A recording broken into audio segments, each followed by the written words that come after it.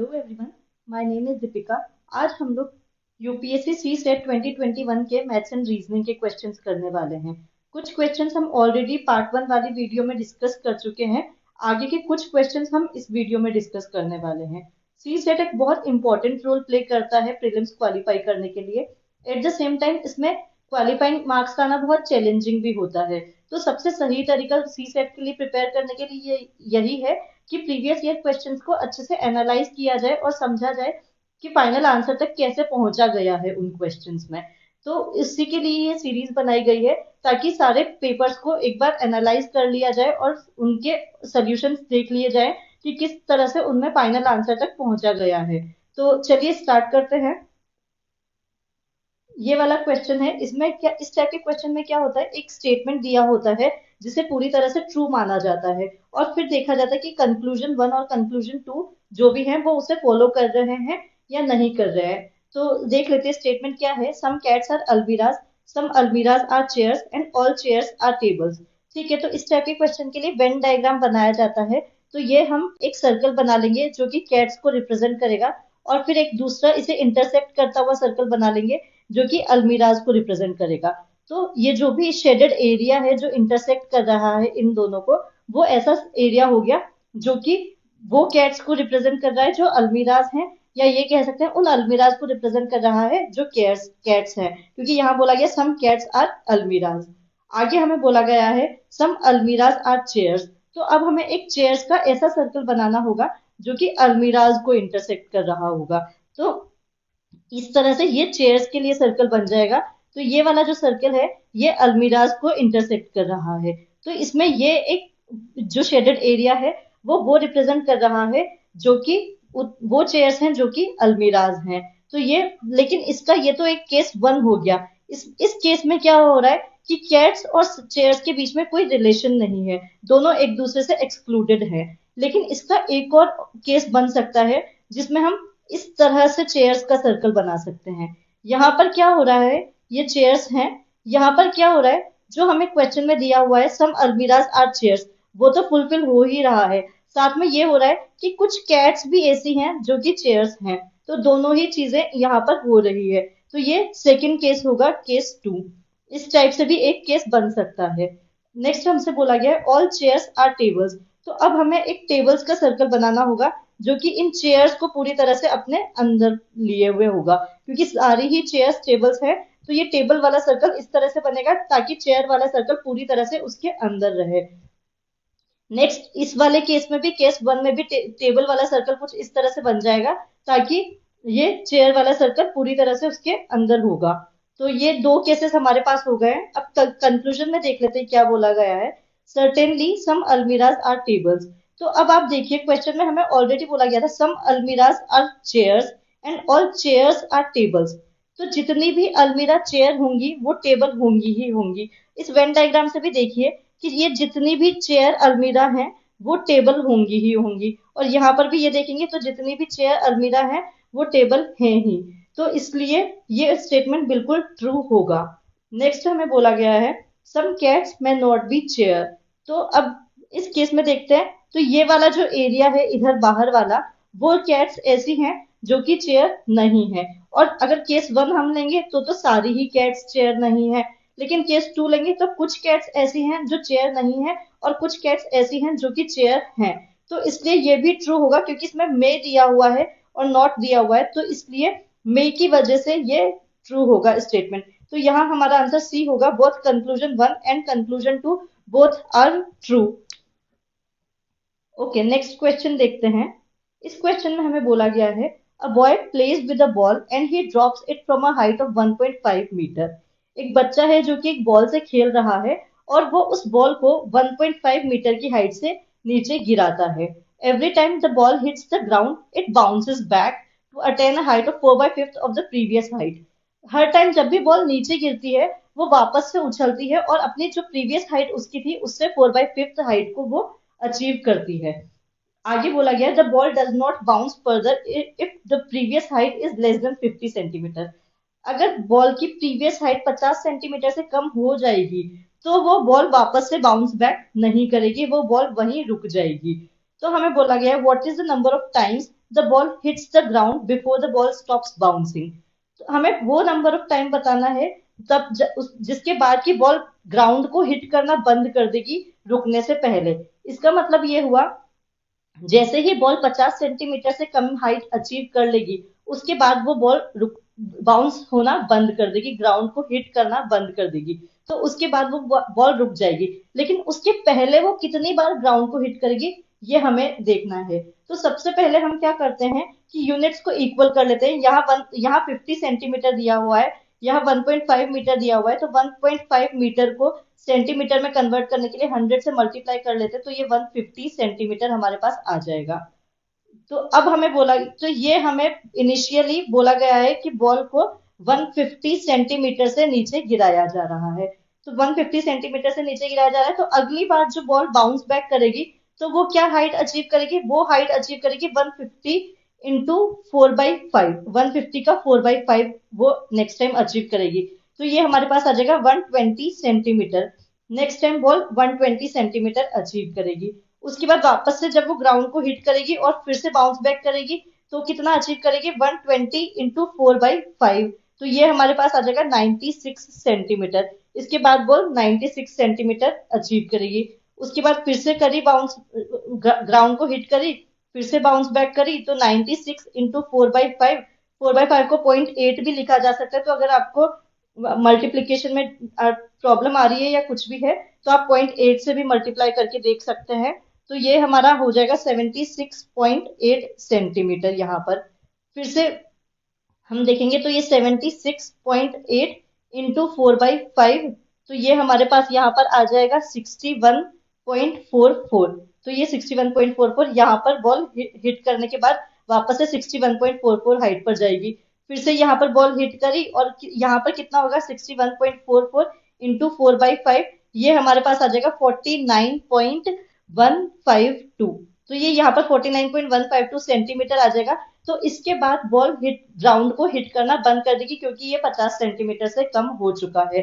तो हुआ क्या होगा एक्चुअली, यहाँ से बॉल को गिराया होगा, वो ग्राउंड को हिट करी, उसके बाद वो 120 सेंटीमीटर की हाइट पर गई, फिर से वो ग्राउंड को हिट करी और 96 सेंटीमीटर की हाइट पर गई, फिर से वो ग्राउंड को हिट करी और 76.8 सेंटीमीटर की हाइट पर गई, फिर से ग्राउंड को हिट करी और 61.44 सेंटीमीटर की हाइट पर गई, फिर से ग्राउंड को हिट करी और 49.152 सेंटीमीटर की हाइट पर गई और उसके बाद बॉल रुक गई।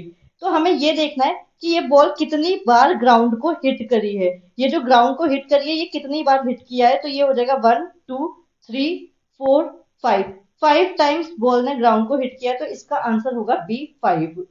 आई होप आप लोगों को समझ आया होगा कि कैसे हमने किया है इस क्वेश्चन को। फिर भी अगर कुछ भी डाउट है तो प्लीज आप कमेंट्स में पूछिए, हम लोग डिस्कस कर लेंगे। और अगर होगा तो एक लाइव सेशन ले लेंगे जिसमें सिर्फ डाउट्स क्लियर किए जाएंगे। तो आप प्लीज जो भी डाउट्स हैं तो उन्हें कमेंट्स में मेंशन कर दीजिएगा ताकि हम देख सकें कि किस तरह से क्या हुआ है। और अगर कुछ भी छोटे से छोटा भी डाउट है तो भी आप पूछिए। तो चलिए आगे देखते हैं। इस क्वेश्चन में हमें बोला गया है images of consonants of the English alphabet, capital letters में हमें देखना है, are observed in a mirror. जो भी इंग्लिश के अल्फाबेट्स है कैपिटल लेटर में उन्हें मिरर में ऑब्जर्व किया गया है। तो हमें बोला गया what is the number of images which of these which do not, not बोला गया है, not look like their original shapes. ऐसे कॉन्सोनेंट्स हमें निकालने हैं जो कि अपनी ओरिजिनल शेप की जैसे नहीं दिखते हैं। फॉर एग्जाम्पल मिरर इमेज, अगर किसी भी ऑब्जेक्ट की मिरर इमेज उसकी जैसी होगी तो इसका मतलब होता है, जैसे अगर यहाँ पर हम एच को कंसिडर करें, ये एच को, तो इसे हम अगर बिल्कुल मिड पॉइंट से डिवाइड कर दें, इस तरह से यहाँ से इसे डिवाइड कर दिया जाए तो इस तरफ ये जैसा होगा वैसा ही ये इस तरफ होगा। तो ये एक सिमेट्री हो गई है इसमें। तो इसकी मिरर इमेज बिल्कुल इसी की तरह बनेगी, यही इसकी मिरर इमेज बनेगी। एक और एग्जाम्पल से देखते हैं, ये एम है, तो एम को भी अगर यहाँ बीच में से डिवाइड किया जाए तो ये इस तरफ से जैसा है वैसा ही ये इस तरफ से भी है, तो इसकी भी मिरर इमेज बिल्कुल इसके जैसी ही बनेगी।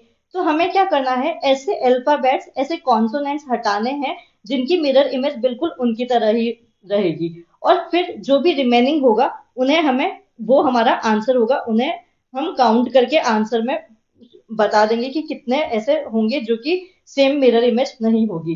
और यहाँ पर एक और चीज की कॉन्सोनेंट्स की बात करें तो जितने भी वोवेल्स होंगे उन्हें हमें हटाना होगा। तो पहले ही हम ए, ई, आई, ओ, यू को एलिमिनेट कर देंगे क्योंकि ये वोवेल्स हैं और हमें सिर्फ कॉन्सोनेंट्स ही देखने हैं। तो ये वाले पहले ही हट जाएंगे, इन्हें हम देखेंगे ही नहीं। फिर हम देखेंगे कि कितनों की मिरर इमेज बिल्कुल वैसी ही बन रही है जैसे वो है।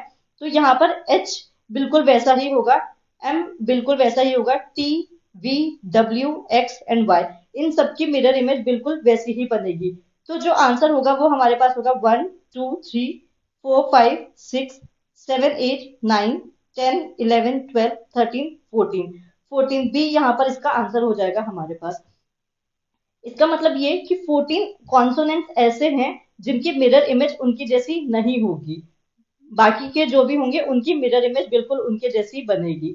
ओके, आगे देखते हैं नेक्स्ट क्वेश्चन। इसमें बोला गया है a bank employ drives 10 kilometres towards south from her house and turns her left and drives another 20 kilometres. Okay, पहले साउथ में 10 किलोमीटर ट्रेवल किया, फिर लेफ्ट में टर्न किया और फिर से 20 किलोमीटर ड्राइव किया। She again turns and drive 40 kilometre, then she turns to her right and drives for another 5 kilometer. She again turns to her right and drives for another 30 kilometer to reach her bank where she works. What is the shortest distance between her bank and her house? Okay, तो एक bank employ है जो कि अपने घर से अपने bank तक गई हैं। तो उन्हें हमें ये बताना है कि उन दोनों घर से बैंक के बीच की शॉर्टेस्ट डिस्टेंस कितनी होगी। तो इस क्वेश्चन में दो चीजें हैं। एक तो पहला कि हमें डायरेक्शंस पता होनी चाहिए कैसे होती है। ये नॉर्थ इधर होता है, साउथ इधर, ईस्ट इधर और वेस्ट इधर। तो ये सारी डायरेक्शंस का पता होना चाहिए, नॉर्थ साउथ ईस्ट वेस्ट किस तरफ होगा।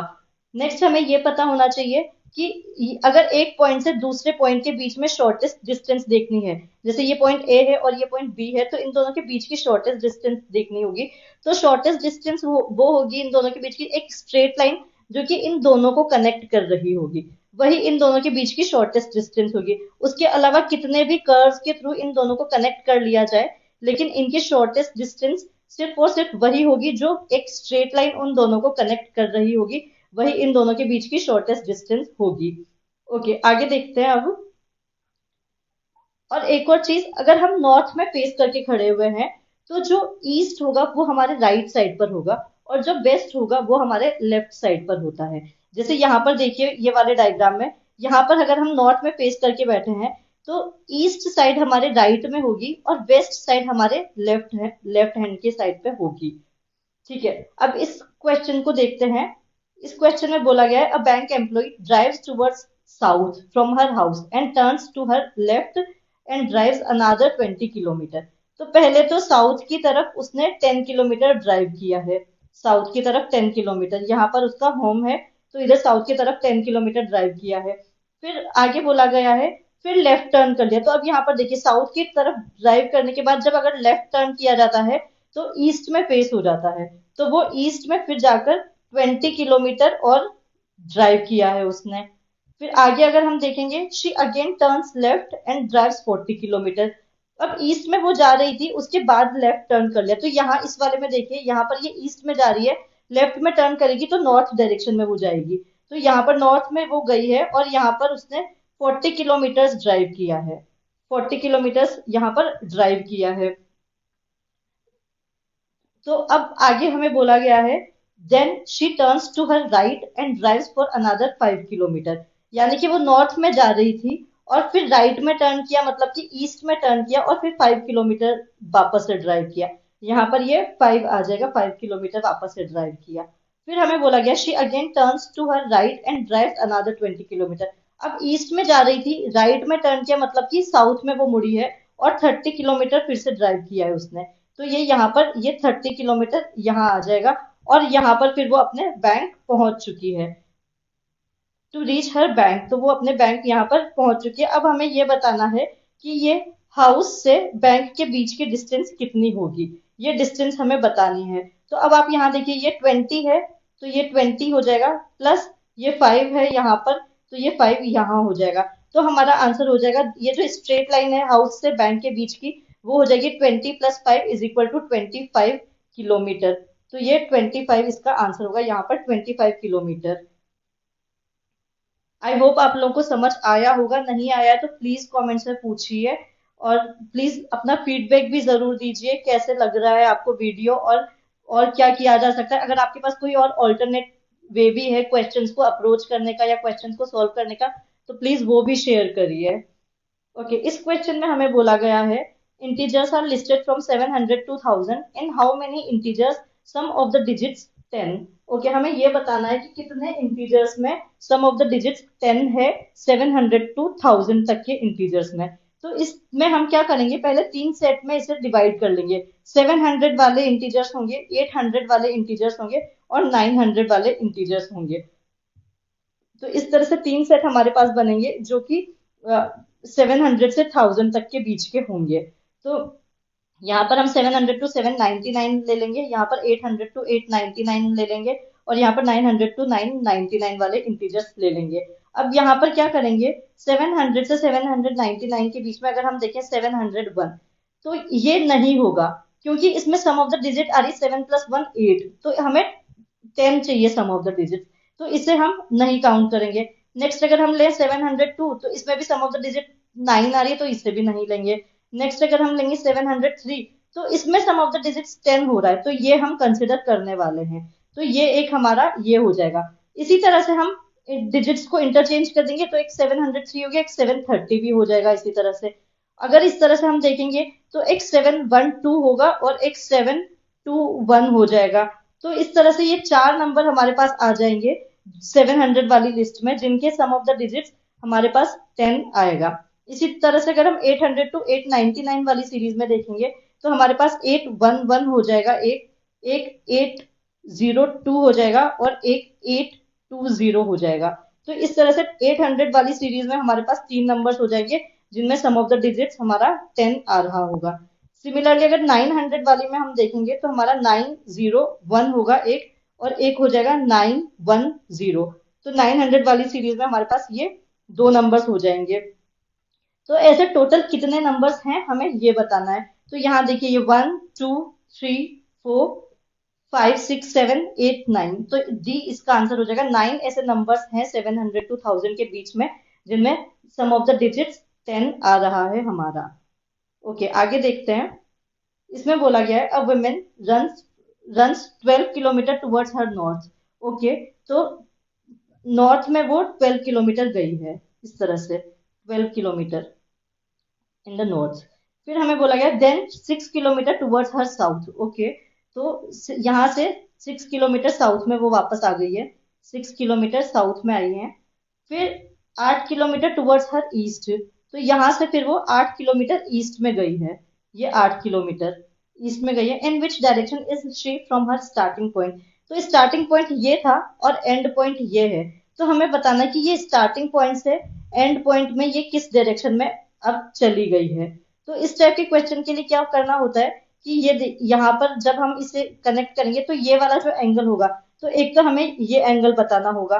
दूसरी चीज कि हमें पता है ये नॉर्थ डायरेक्शन होती है, ये ईस्ट डायरेक्शन होती है, तो अगर ये इन दोनों के बीच में कहीं भी पड़ेगा, तो वो डायरेक्शन को क्या बोला जाएगा, नॉर्थ ईस्ट। तो इसलिए यहाँ पर ये नॉर्थ ऑफ ईस्ट वाला ही ऑप्शन होगा, साउथ ऑफ ईस्ट वाला हम एलिमिनेट कर देंगे। तो 2 ऑप्शन हमारे पास एलिमिनेट हो चुके हैं।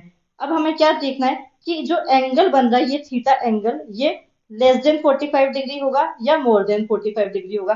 तो हमें अब इस एंगल के पे बात करनी है कि ये एंगल क्या होगा। तो हम देखते हैं, ये 6 किलोमीटर है, तो ये भी 6 किलोमीटर हो गया, और ये इसके सामने की ही ये लाइन है, तो ये भी 6 किलोमीटर ही हो जाएगा। यहाँ पर ये 8 किलोमीटर दिया हुआ है, तो ये वाली साइड भी 8 किलोमीटर हो जाएगी हमारे पास। तो इस तरह से हमें ये थीटा जो निकालना है, तो टेन थीटा की वैल्यू यहाँ पर हमारे पास आएगी 6 डिवाइडेड बाय 8। ये मैं एक्सप्लेन कर देती हूँ कैसे किया है ये। इस वाले डायग्राम में देखिए, ये वाले डायग्राम में यहाँ पर भी ये थीटा है, तो सबसे पहले तो थीटा के सामने की जो साइड होती है उसे हम लेंथ मानते हैं, और थीटा के पास वाली जो साइड होती है जो थीटा एंगल बना रही होती है उसे हम बेस बोलते हैं।